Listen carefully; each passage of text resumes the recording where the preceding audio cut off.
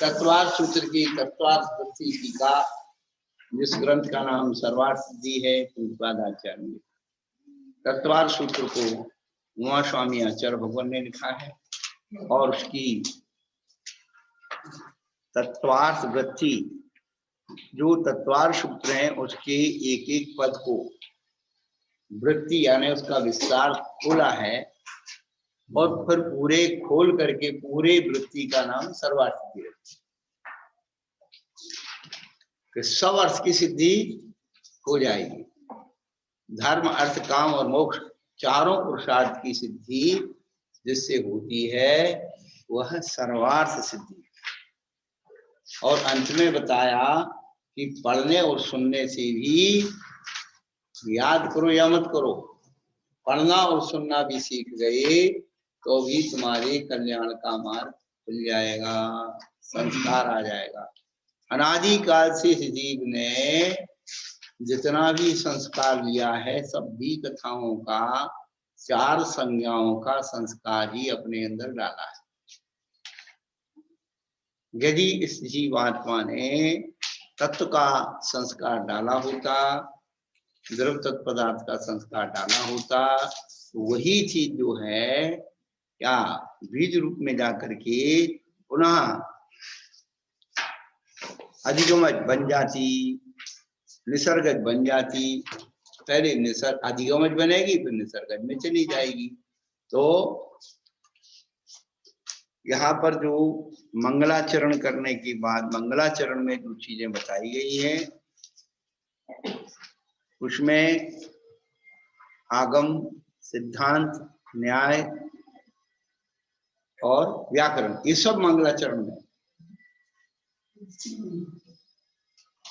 और मोक्ष मार्ग क्या है, तो सूत्र बनाया सम्यक दर्शन ज्ञान चार प्राणी मोक्ष मार्ग।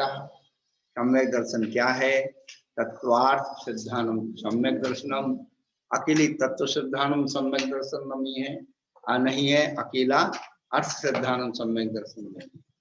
दोनों पदों को मिलाकर के ही जो सिद्धांत है वो भी सच्चे तत्व, सच्चे पदार्थ का सम्यक सिद्धांत, सम्यक तत्व, सम्यक अर्थ के सम्यक सिद्धांत को सम्यक दर्शन कहते हैं।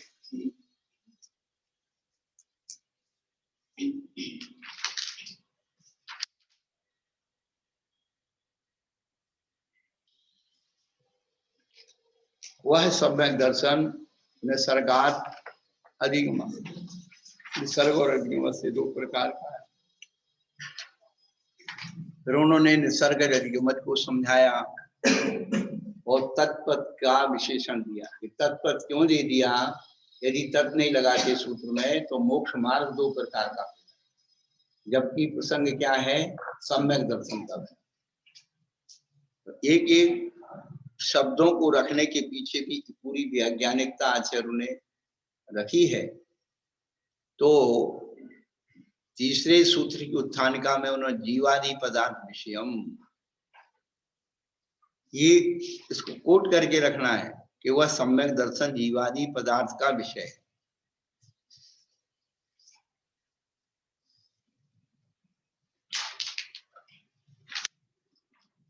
तो तत्व को उन्होंने पदार्थ में परिवर्तित कर दिया।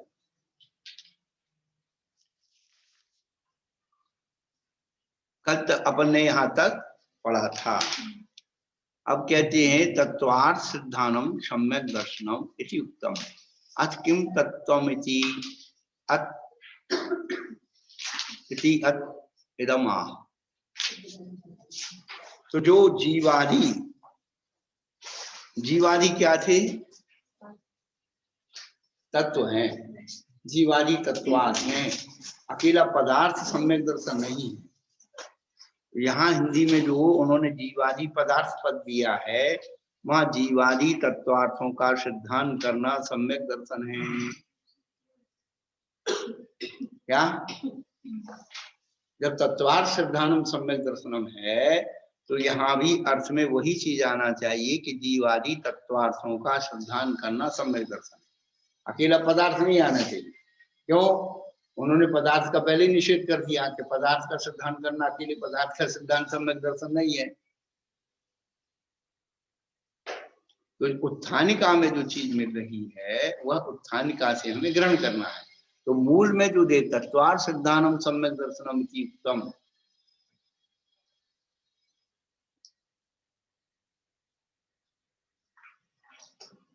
और उन्होंने वहां पर जो भूमिका बांधी थी जीवादि पदार्थ विषयम सम्यक दर्शनम,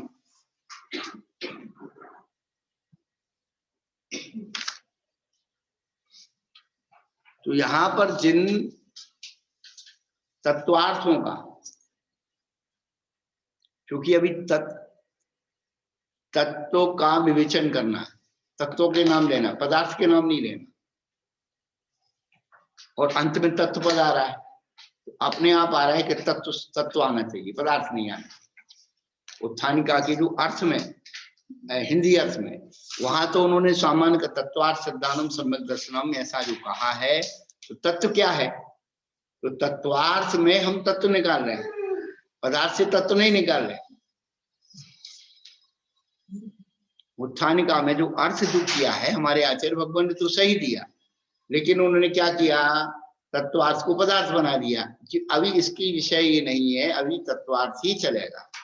जब उसका और भेद प्रभेद जाएंगे तो पदार्थ करके उसको विश्लेषित करेंगे। अभी पदार्थ को ये द्रव्य भी बनाएंगे, क्या तत्व को द्रव्य भी बनाएंगे। जब सद्रव्य लक्षण को करेंगे ना, ये सत संख्या क्षेत्र स्वसन, तो वहां पर उन्होंने सद्रव्य लक्षण ऐसा करके फिर द्रव्य का लक्षण सत है और फिर सत आदि क्या है, तो वो सत संख्या क्षेत्र स्वसन इससे जोड़ा। तो हमेशा कभी भी अपन जो व्याख्यान करते हैं या वस्तु स्वरूप समझते हैं तो उसके विशेषण से समझना है कि जीव तत्व की बात चल रही है, जीव पदार्थ की बात चल रही है, असिकाय की बात चल रही है, जीव के द्रव्य की बात चल रही है। अभी जो अपन ये पढ़ रहे हैं क्या बोलते हैं आलाप पद्धति, तो सब में जीव तत्व जीव पदार्थ की उसकी बात चल रही है, द्रव्य की बात चल रही है। तो द्रव्य के लक्षण समझाए, द्रव्य के अंदर गुण है और पर्याय है, तो स्वभाव और विभाव इनका कथन किया। तो जहां जो कभी भी वस्तु स्वरूप का प्रतिपादन करें तो उसके विशेषण पर ज्यादा ध्यान दें।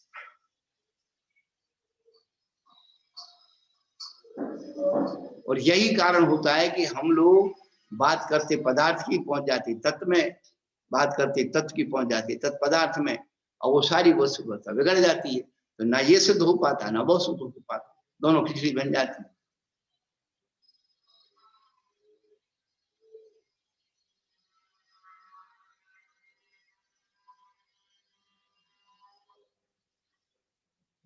तो जीवादि तत्वार्थों का सिद्धांत करना सम्यक दर्शन है, ये पहले कहे आए हैं।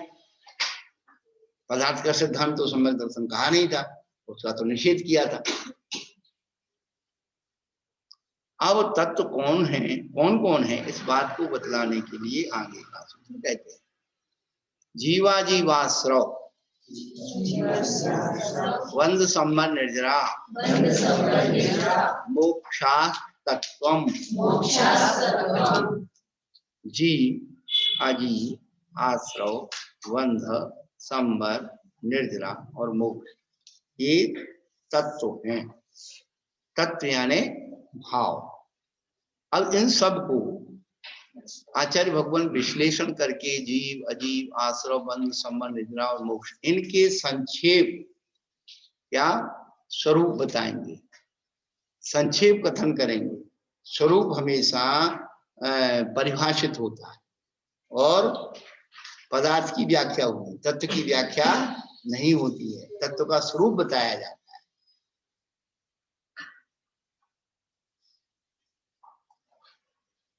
तो हमारी माता जी आज हमारे श्रीमुख से कुछ सुनाएंगी, इसको पढ़ेंगे। हाँ, आपकी वाणी तो कम से कम हमारे श्रावक लोग सुनने, आप भग गए तो फिर वाणी सुनने को नहीं मिलेगी। माता जी कैसे बोलती थी हमें पता ही नहीं, वो तो आज तक देखा ही नहीं, सुना ही नहीं। पढ़ो बेटा पढ़ो, कोई दिक्कत नहीं। हाँ हिंदी हिंदी, संस्कृत तो अपन अब जब चातुर्मास करेंगे ना यहाँ, वहां पढ़वा देंगे तुमको, कहेंगे आदेश कर देंगे पूरी संस्कृत पढ़ के आओ। और बिल्ली के भाग से ठीका टूट जाए तो हो सकता है सबका संग में हो जाए। बिल्ली के भाग से ठीका टूटता है ना,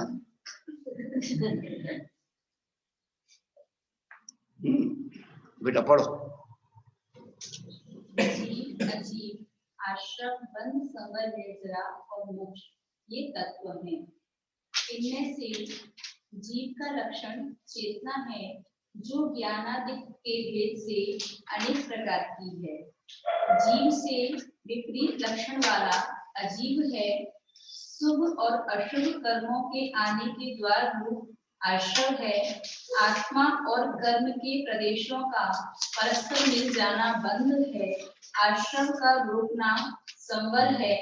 कर्मों का एक देश अलग होना निर्जरा है और सब कर्मों का आत्मा से अलग हो जाना मोक्ष है। अब जो अपने यहाँ पढ़ रहे हैं और वही चीज अपन समय सार में, तो समय सार में तत्व का वर्णन, तत्व का स्वरूप है। और यहाँ पर जो पढ़ रहे हैं ये कर्णान योग है, आगम सिद्धांत है। तो जीव की जो कर्म से सहित अवस्था है, उस कर्म सापेक्ष अवस्था का वर्णन, और समय सारणी में कर्म निरपेक्ष अवस्था का वर्णन। वो बता तो रहे हैं कि आश्रय हो रहा है, पर क्यों आश्रय हो रहा है, किसका आश्रय हो रहा है? जब पुण्य पाप को हमने एक ही खाते में डाल दिया तो ना हमें पुण्य की जरूरत, न पाप की जरूरत है।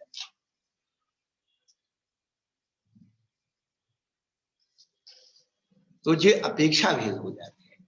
इसलिए यहाँ पर जो है आगम की दृष्टि में ये सारी बातें कही, सिद्धांत की दृष्टि में भेद प्रभेद, लेकिन जो अध्यात्म होता है वो निरपेक्ष होता है। बस दो कोटेशन बांध लो, ये सापेक्ष कथन, वो निरपेक्ष। तो यहाँ पर जो शुभ अशुभ कर्मों के आने के द्वार का रूप आश्रय, तो पुण्य और पाप दोनों का आश्रय होता है। और समय सारणी में पुण्य पाप बताए तो हैं, और दोनों को कह दिया कि ये तुम्हारे काम के नहीं, इनका आश्रय मत करो। तो वहां आश्रय के निषेध के लिए आश्रय का स्वरूप बताया, वो आश्रय आने के लिए नहीं बताया कि आज पुण्य पाप यदि तू इसमें आसक्त होगा तो ये आश्रय होकर तेरे घर में घुस आएंगे।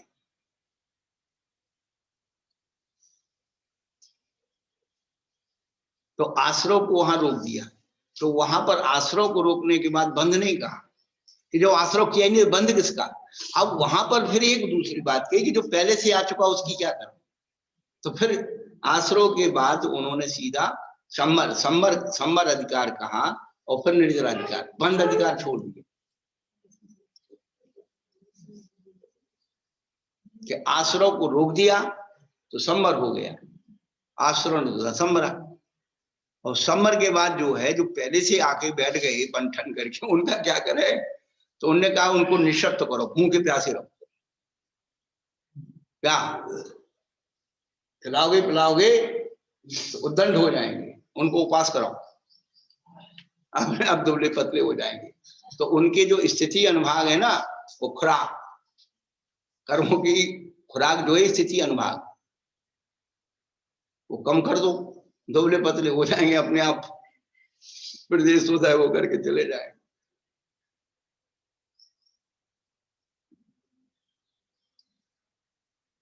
तो यहाँ एक देश निर्जरा को कहा, वहां पर निर्जरा का मतलब पूरा हिसाब किताब लगाओ, निरानुबंधी निर्जरा। और यहाँ पर हाँ शुभानुबंधी, इसलिए एक निर्जरा, एक देश निर्जरा। चलो बेटा अब पढ़ो। इनका विस्तार से वर्णन आगे करेंगे। हाँ, अब यहाँ पर एक बात उन्होंने बताई कि इन 7 तत्वों का जो है, जो भी स्वरूप बता रहे हैं, इनका सारा वर्णन आगे करने वाले। लेकिन आचार्य भगवान के सामने बहुत सारी बातें रखी कि आप सूत्र को आपने ऐसा बनाया, शुरू तो किया मोक्ष से और जीव को पहले रख दिया। सूत्र ऐसे बनाना चाहिए था, मोक्ष को पहले लेना चाहिए था। आपने जीव को पहले क्यों रखा? तो उसके इन 7 तत्वों की क्रम रखने का कारण बता रहे। पढ़ो। सब फल जीव को मिलता है। हाँ, सब तत्वों का फल किसको मिलता है? जीव को। अतः सूत्र के प्रारंभ में जीव का ग्रहण किया है। अजीव जीव का उपकारी है, यह दिखलाने के लिए जीव के बाद अजीब का कथन किया है। बस ये कितनी एक जो क्रम है, ये अपन जो है इसको समझ लें, ये सभी तत्वों का फल जीव को मिलता है। और इसीलिए सबसे पहले सूत्र में जीव का ग्रहण किया है। पर प्रश्न हुआ भाई जीव के बाद अजीब क्यों रख दिया? तो उन्होंने कहा अजीब जो है जीव का उपकारी है, इसलिए दिखलाने के लिए जीव के बाद अजीब का कथन किया है। अब अजीब जीव का उपकारी कैसे है? उद्गत धर्म धर्म आकाश काल ये सब क्या है? अजीब है, और ये हमारा उपकार करते हैं। अब अजीब द्रव्य नहीं हो, ये पुस्तक नहीं हो, हम क्या पढ़ लेंगे? तो अजीब के द्वारा उपकार, धर्म धर्म आदि आदि द्रव्य नहीं हो तो हम गति हेतु स्थिति कहाँ करें? आकाश द्रव्य नहीं हो, हम क्या करेंगे? काश द्रव्य में पता ही नहीं लगेगी कितने बज गए। चलो, आश्रव जीव और अजीब दोनों को विषय करता है। हाँ, अब आश्रव दोनों का विषय तो करता है, जीव अजीब का। जो जीव अधिकतम क्या अजीब में आसक्त हो जाता है, आसक्ति से आश्रव हो।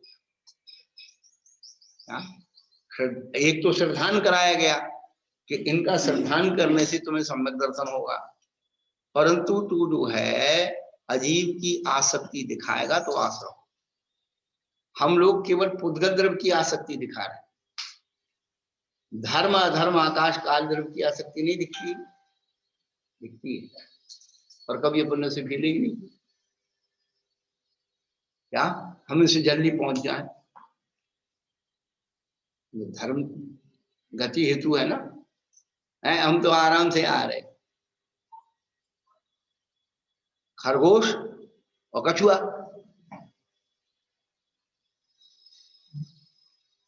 दोनों की हो गई पंचतंत्र में रेस हो गई। कछुआ तो सोचने लगा भैया मैं तो धीरे धीरे चल पाऊंगा, और खरगोश क्या लगा मैं तो दौड़ दूंगा, जल्दी पहुंच जाऊंगा। और आगे गया, बोलो अभी तो कछुआ बहुत दूर है और मैं तो थोड़ा आराम कर लूं। तो खरगोश जो है कीर्ति जैसा आराम करने लगा, सोई वो सो गया, और कछुआ जो है धीरे धीरे धीरे धीरे चल करके और पहुंच गया। लोमड़ी ने ताली बजा दी।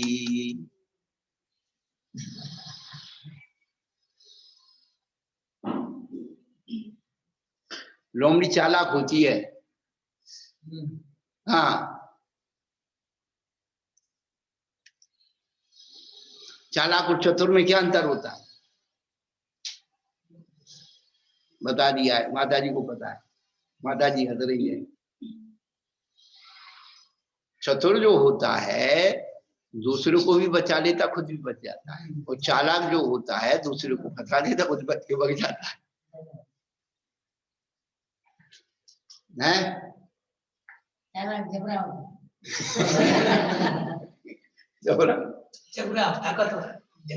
चालाक और चतुर के पल्ले में पड़ जाए ना तो सारी चालाकी भूल जाए।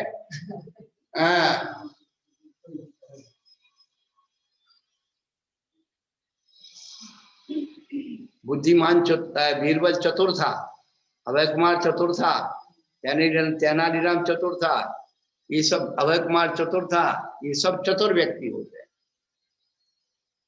जो दूसरों को भी विपत्ति से बचा देते और फैमिली बनते। अब भैया वो तो मुझे पता नहीं, मैंने महाभारत पढ़ी नहीं शकुनी के बारे में क्या कहूँ।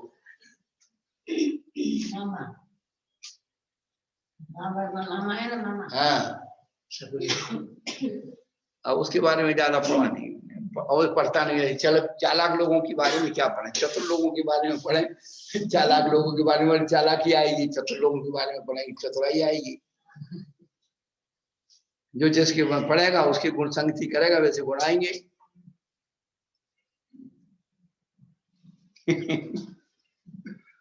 क्या आ रहा है स्मृति अवसर आ रहा आ रहा है आ रहा है आ रहा है।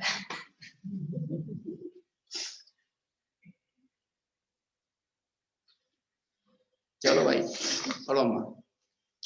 अतः इन दोनों के बाद आश्रम का ग्रहण किया है। बंध आश्रम पूर्वक होता है, इसलिए आश्रम के बाद बंध का कथन किया है।